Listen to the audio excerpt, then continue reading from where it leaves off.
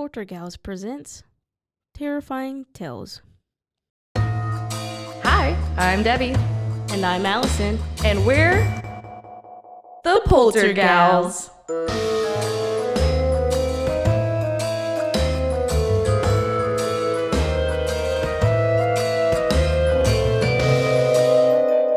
Spooky. Ghost Stories of the Old South. Written by Edrick Thay. Published in 2003 by Lone Pine Publishing. Lucas Tavern, Montgomery, Alabama. If only I had a guide to pose for me, the photographer thought as he set up a tripod to take photographs.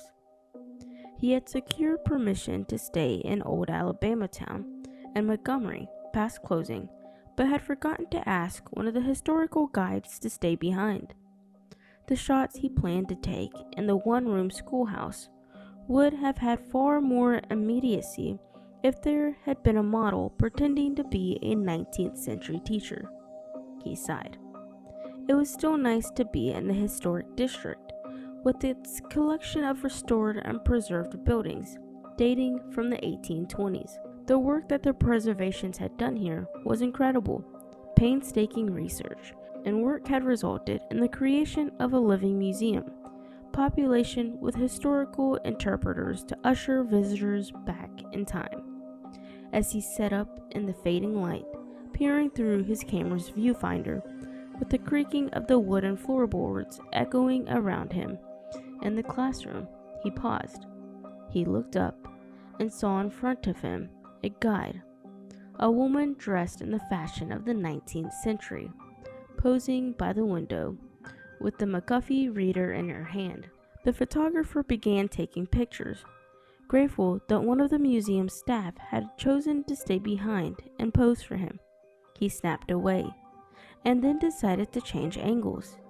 As he picked up his tripod, he bumped one of its legs into a desk, sending a loud creak through the air. The sound startled the woman, and she began to walk towards the door. Worried that his subject was abandoning him, the photographer implored the guide not to leave. Without a word, the guide moved silently and came to a stop beneath a portrait of George Washington. There, she turned to face the photographer, staring at him with eyes that bored into his soul. He began shivering, rubbing his arms and stamping his feet to keep warm even though the day was hot and humid, a typical Montgomery summer day.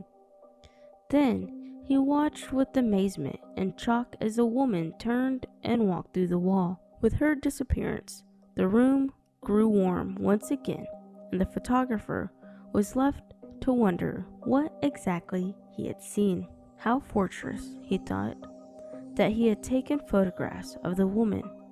The first thing he did the next morning was develop the film. Standing in his darkroom, he gasped as image after image of the classroom materialized to show not the woman he had seen in the hoop skirt and tight corset, but instead a brilliant golden light. He returned to the Old Town Visitor Center, where he showed the photographs to a guide. She nodded knowingly and smiled. "How wonderful," she said. "You've just met Eliza Lucas." The photographer knew then that the stories he had heard about the hauntings in Montgomery's historic district was true. There really was a spirit named Eliza Lucas, who made sure that visits to Old Town were memorable. Lucas Tavern was built in the early 19th century to accommodate the number of travelers who passed through Montgomery. The tavern owners prided themselves on providing the best the South had to offer, and it was women like Eliza who lent credence to the idea of Southern hospitality. The tavern was known for catering to the upscale traveler, and its guests included the Marquis de Lafayette, a general and a hero of the American Revolution, who stayed there on his way to New Orleans. While he stayed only a night, Lafayette was said to have been impressed enough to recall the experience in great detail to friends lauding Eliza's chicken pie, ham and fried vegetables, and the hearty breakfast of grits, eggs, biscuit, and gravy and sausage. It wasn't long before travelers began staying at the Lucas Tavern, as much for Eliza's cooking as for her gracious hospitality. Her reputation as a caring and attentive hostess ensured that guests would return again and again, and that new ones would arrive on the strength of recommendations. Eliza was a simple woman, her background ordinary, her education limited, but she was known and respected as a woman with an unparalleled strength of heart and character. She worked to make sure that visitors always had a warm, comfortable, and clean place to rest, and that they left with the desire to return. Eliza died before she saw the nation split apart in the battles of the Civil War. Her husband continued to run the tavern, but he died soon after. The two are buried in the old Augusta Cemetery, about 3 miles from their tavern. A succession of owners came and went before conversation-minded individuals decided to preserve a collection of 19th century buildings, among them the Lucas Tavern. Restorations were completed in 1979, and the Lucas Tavern, which opened up onto the square of historic buildings, was chosen to serve as a visitors' reception center and as the office of Old Alabama Town. A year later, people began noting that the restorations had brought back to life not only the building, but also its most famous resident, Eliza Lucas. As the visitor center, the Lucas Tavern was subject to coming and goings of pedestrians around Old Alabama Town. For Eliza, the particular rhythm of the building must have felt like a calling to return to her hosting duties, and the building was once again a symbol of Montgomery. The restoration of the square has agreed with her disposition, and is not just the tavern that she frequents.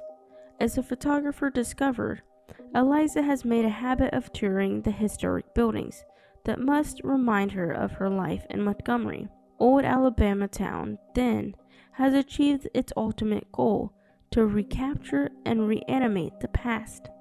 After all, how better to gauge their success than by watching Eliza Lucas's reactions? By all accounts, she is thrilled and wants nothing more to guarantee visitors the best experience possible. When she's not waving hello to guests, she's inside the various buildings, rearranging furniture and knickknacks. She also appears at board meetings, and staff and guides feel she is a kind and gentle spirit whose presence is helpful and informative. People can still remember the time that a committee meeting became heated. One member became irate, raising his voice and rising to his feet to emphasize his point. As he pointed his finger at his colleagues, a cloud of ash blew from the fireplace, covering him in soot. He stood there, blinking his eyes and coughing, and then excused himself from the room. There are proper ways to carry yourself, Eliza seemed to be saying, and made sure that the committee member knew the errors of his ways.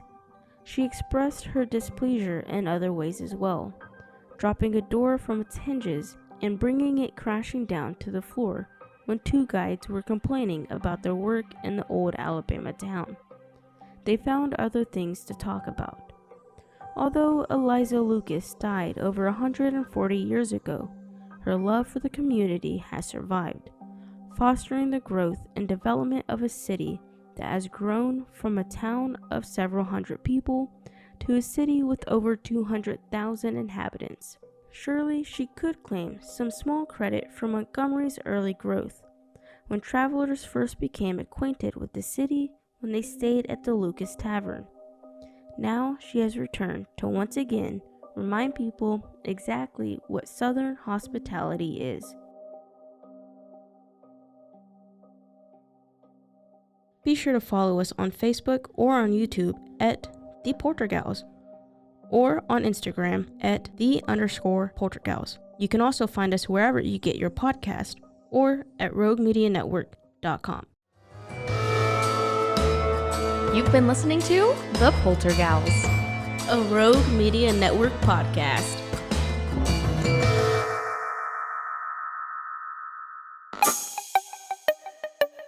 This has been a Rogue Media podcast.